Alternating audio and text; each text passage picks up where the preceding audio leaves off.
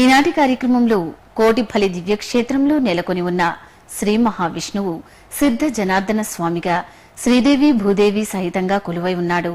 కశ్యప ప్రతిష్ఠిత దైవంగా పేరొందుతూ భక్తులను అనుగ్రహిస్తున్నాడు. ఆ విశేషాలను చూద్దాం.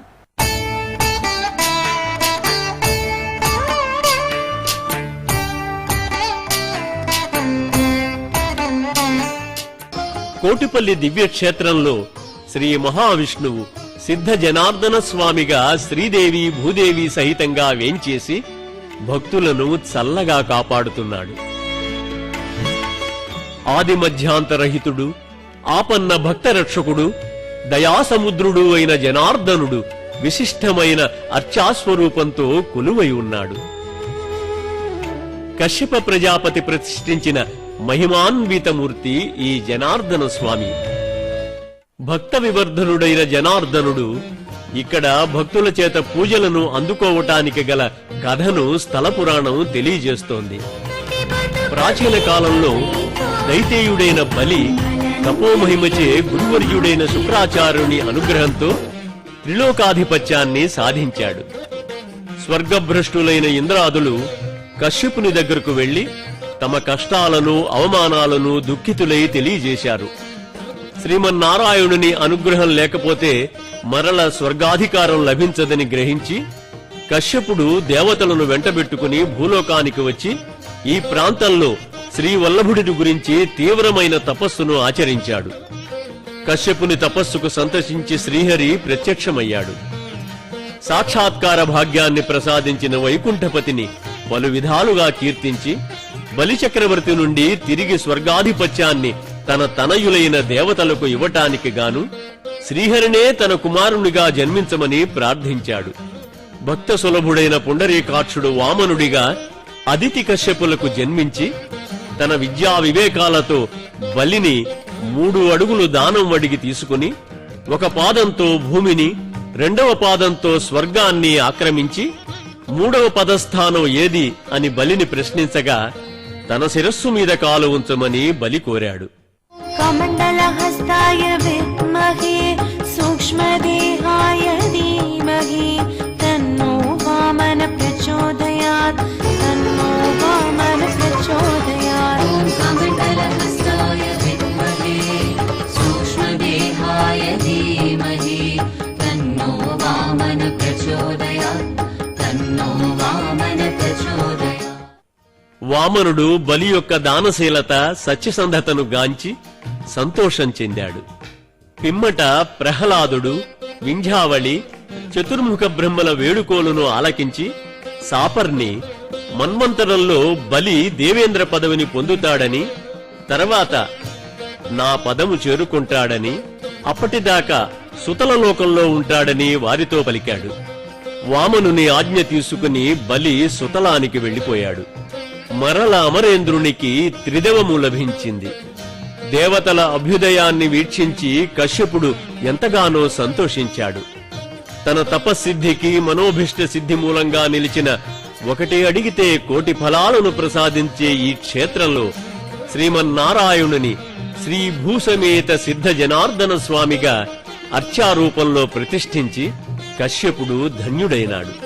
ఈ నేపథ్యం వలన కశ్యప ప్రతిష్ఠిత దైవంగా స్వామివారు కాశ్యప భూమిగా ఈ ప్రాంతం ప్రసిద్ధి పొందటం జరిగింది.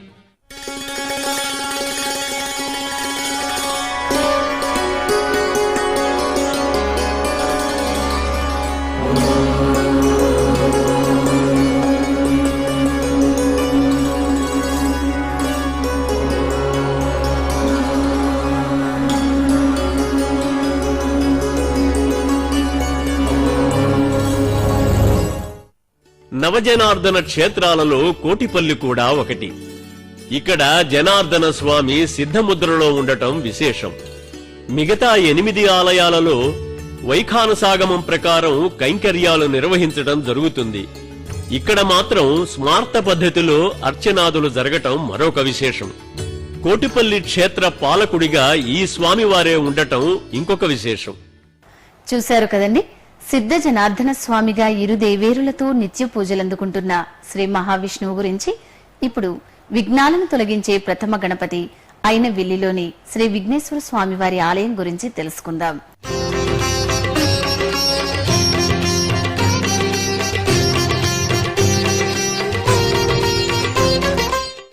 ఈ ఆలయంలోని గణపతిని దక్షుడు ప్రతిష్ఠించాడని, అనంతర కాలంలో కాశీ విశ్వనాథుని ఆగ్రహం వల్ల, ఆజ్ఞ వల్ల చేసిన దోషం వల్ల వ్యాసుడు కాశీ నుండి బయటకు వచ్చి కాశీ వియోగ వ్యధతో దక్షిణ దేశ యాత్రలో అయిన వెల్లిలోని గణపతిని అర్చించాడట. ఆ విశేషాలు తెలుసుకుందాం.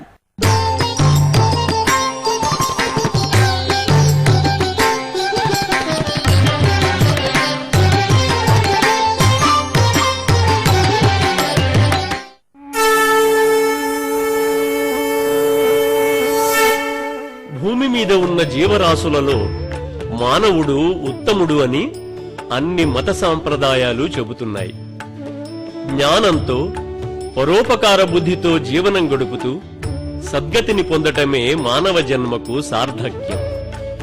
ఈ దిశగా మానవ ప్రవృత్తిని తీర్చిదిద్దటానికి అనేక ఆచార వ్యవహారాలు, సాంప్రదాయాలు ఏర్పడ్డాయి. నిత్యము దైవాన్ని ఆరాధించే విధానాన్ని మన మహర్షులు మనకు అందించారు. అయినప్పటికీ మానవ జీవన శైలి ఉదాత్తంగా సాగటం లేదు. వివిధ కారణాల వలన సమాజం సంక్షోభం చెందుతోంది. ఆధ్యాత్మిక బలం లేకపోవటం అనేక అనర్థాలకు కారణంగా నిలుస్తోంది. ప్రతి మనిషికి దైవిక శక్తి అవసరం. దీనికి ప్రయత్నించటం మానవ ధర్మం. అందరికీ భారతావనిలో అందివచ్చే దేవుడు వినాయకుడు. ఏ కార్యక్రమానికైనా శ్రీకారం చుట్టే ముందర విఘ్నాలు కలుగకుండా విఘ్నేశ్వరుడిని పూజించే ఆచారం మనకున్నది. ప్రపంచమంతటా విభిన్నమైన వస్తువులలో లక్షల రూపాలలో ఉన్న విలక్షణమైన ఒకే ఒక్క దైవం విఘ్నేశ్వరుడు.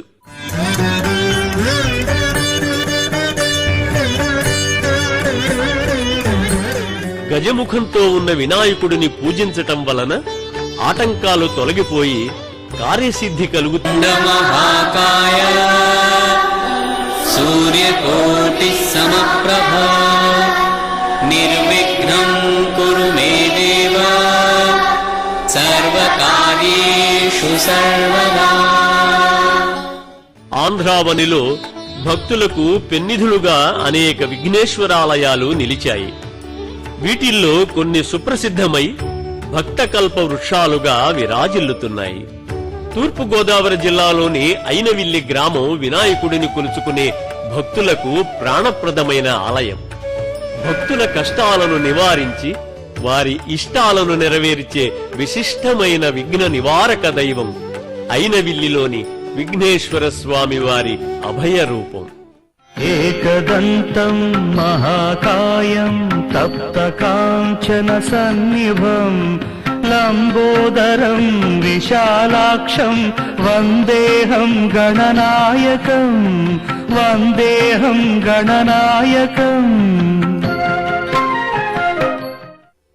అయినవిల్లిలోని వినాయక స్వామి వారి ఆలయం ఉన్న ప్రదేశం పౌరాణిక ప్రశస్తి కలిగిన మహిమాన్వితమైన ప్రాంతం అని స్థల పురాణం ద్వారా మనకు తెలుస్తోంది. దక్ష ప్రజాపతి తన అల్లుడైన పరమేశ్వరుడిని ఆహ్వానించకుండా నిరీశ్వర యాగాన్ని నిర్వహించాడు. ఇది తెలుసుకున్న దాక్షాయణి బాధతో పతి అయిన కైలాసపతి అనుమతిని సంపూర్ణంగా గ్రహించక తండ్రి చేసే యాగానికి వెళ్లి అవమానం పొంది యోగాగ్నిలో దగ్ధమైపోయింది. త్రినేత్రుడు దివ్య దృష్టితో వీక్షించి తీవ్ర క్రోధంతో తన జటతో వీరభద్రుడిని సృష్టించి దక్షాధ్వర ధ్వంసం గావించమన్నాడు. వీరభద్రుడు ఆగ్రహావేశంతో కదిలి వచ్చి దక్షయజ్ఞాన్ని నాశనం చేసి దక్షుడి శిరస్సును ఖండించాడు. వీరభద్రాయ అగ్నినేత్రాయ ఘోర संहारः सकललोकाय सर्वभूताय सत्य साक्षात्करा. అనంతరం బ్రహ్మాదుల ప్రార్థన మీద మేషశిరస్సును అతికించి బ్రతికించాడు మృత్యుంజయుడు. దక్షుడు పశ్చాత్తాప హృదయుడై తన యజ్ఞం మొదట విఘ్నం కావటానికి, వక్రమైన ఆలోచనలు రావటానికి విఘ్నేశ్వర పూజ చేయలేదని గ్రహించి వినయశీలి అయి గజాననుడిని పూజించి సేవించి మరల యజ్ఞం చేసి కృతార్థుడైనాడు. దక్షుడు పూజ గావించి విఘ్నేశ్వరుని అనుగ్రహం పొందిన స్థలం అనంతరం దివ్యక్షేత్రంగా ప్రకాశించింది. విఘ్నేశ్వరుడు స్వయంగా విగ్రహ రూపంలో వెలిశాడు. స్వయం వ్యక్తమైన లంబోదరుని దివ్యమూర్తిని అనంతర కాలంలో వ్యాస మహర్షి స్వయంగా పూజించాడు. కాశీ విశ్వనాథుని ఆగ్రహం వలన, ఆజ్ఞ వలన, తాను చేసిన దోషం వలన వ్యాసుడు కాశీక్షేత్రం నుండి బయటకు వచ్చి కాశీ వియోగ వ్యధతో దక్షిణ దేశంలోని పుణ్యక్షేత్రాలను దర్శించే సమయంలో అయినవిల్లిలోని గణపతిని అర్చించి సంతస చిత్తుడైనాడు కృష్ణద్వైపాయనుడు. కాలక్రమంలో అయినవిల్లి చక్కని తీర్థయాత్రా స్థలంగా అభివృద్ధిని పొందింది. ఈనాడు అయినవిల్లి గ్రామం ఆధ్యాత్మిక వాతావరణంతో కళకళలాడుతూ ఉంటుంది. భక్తులకు కావలసిన సౌకర్యాలన్నీ దేవస్థానం వారు ఏర్పాటు చేశారు. భక్తులకు స్వాగతం పలికే దేవస్థాన ముఖద్వార తోరణం గ్రామంలో మనకు కనిపిస్తుంది.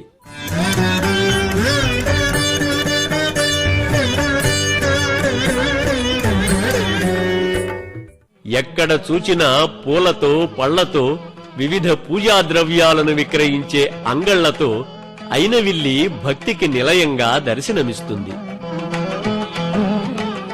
మనోహరమైన శిల్పాలతో, చిత్ర విచిత్రమైన వర్ణ శోభతో, వివిధ నిర్మాణాలతో విఘ్నేశ్వర స్వామి వారి ఆలయం భక్తులందరికీ కల్పవల్లి వలె కనిపిస్తుంది. పరమేశ్వరుని అనుగ్రహం తండ్రి వలె తేజస్వరూపంతో మనల్ని రక్షిస్తూ ఉండగా, పార్వతీ అమ్మవారి వాత్సల్యం తల్లి వలె ఆయుష్ రూపంలో మనల్ని కాపాడుతూ ఉండగా, ఈ ఆది దంపతుల కుమారుడైన విఘ్నేశ్వరుడు అగ్రసోదరుని వలె కార్యసిద్ధి రూపంలో మనల్ని ఎల్లప్పుడూ శ్రీకరమైన మార్గంలో పయనింపచేస్తున్నాడు. కోరిన వరాలను భక్తులకు ప్రసాదించే విఘ్నేశ్వర స్వామి వారు కొలువై ఉన్న ఈ ఆలయాన్ని దాతలు, భక్తులు వివిధ రీతుల్లో అభివృద్ధి చేశారు.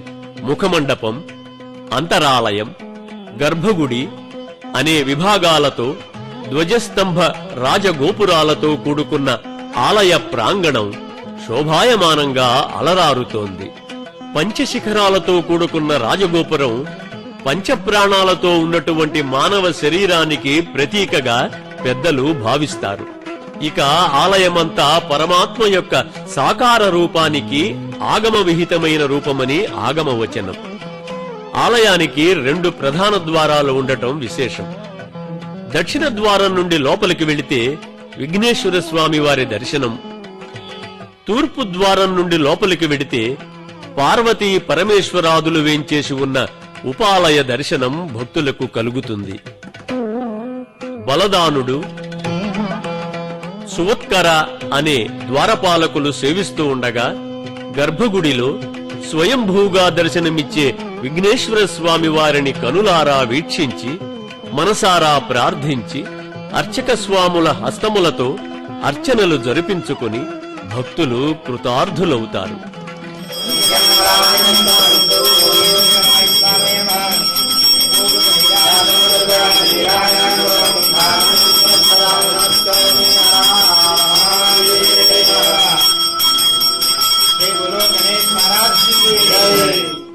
రజత మకర తోరణం వెలుగులు విరజిమ్ముతూ ఉండగా, ఆసీన భంగిమలో అభయప్రద ముద్రుడై భక్తవరదుడై దరహాస స్వామివారికి సప్తనది జలాల అభిషేకంతో పాటు పెన్నెల పూజ కార్యక్రమం కూడా చేస్తామండి.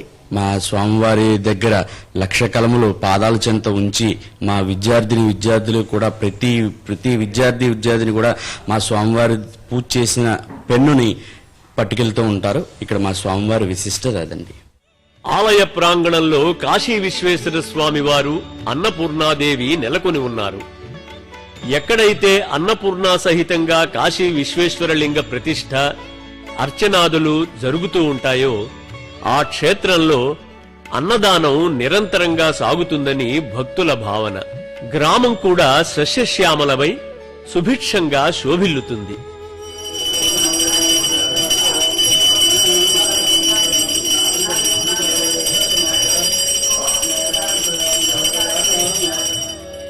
శ్రీదేవి భూదేవి సమేత చెన్నకేశవ స్వామి షోడశ భుజాలతో ప్రకాశించే అరుదైన వేణుగోపాల స్వామి వారు ఉపాలయాలలో వేంచేసి ఉన్నారు. మాధవా కేశవ మధుసూదన విష్ణు శ్రీధరా పదనకం చింతయామి యోయ.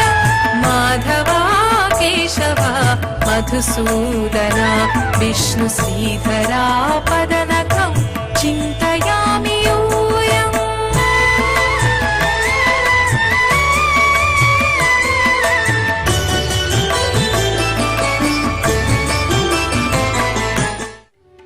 ఈ క్షేత్ర పాలకుడు కాలభైరవుడు.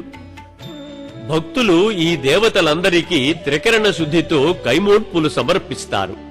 వివిధ పర్వదినాలలో విఘ్నేశ్వర స్వామి వారికి విశేషమైన పూజా కార్యక్రమాలు జరుగుతూ ఉంటాయి. ప్రతిరోజు భక్తుల కోరికలు సిద్ధించే విధంగా అయినవిల్లి తీర్థయాత్రాఫలం లభించే విధంగా లక్ష్మీ గణపతి హోమం మరియు అన్నదానాన్ని నిర్వహిస్తారు.